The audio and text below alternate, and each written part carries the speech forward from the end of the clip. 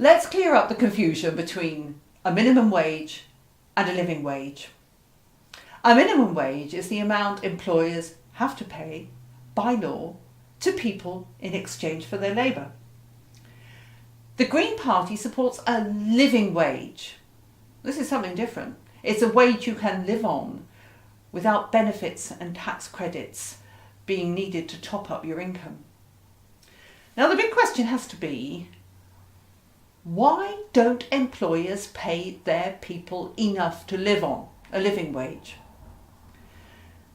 The minimum wage is £6.19 an hour right now, but a living wage is £7.45. This is a big difference if you are one of the 5 million lowest paid workers. And most of these are women. Doesn't sound right, does it?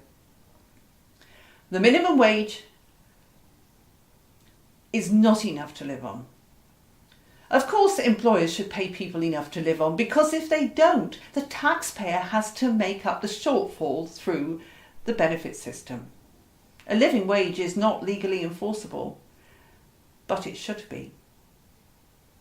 Earning enough money to live on is core Green Party policy, but more than that, it means a fair day's pay for a fair day's work, a living wage.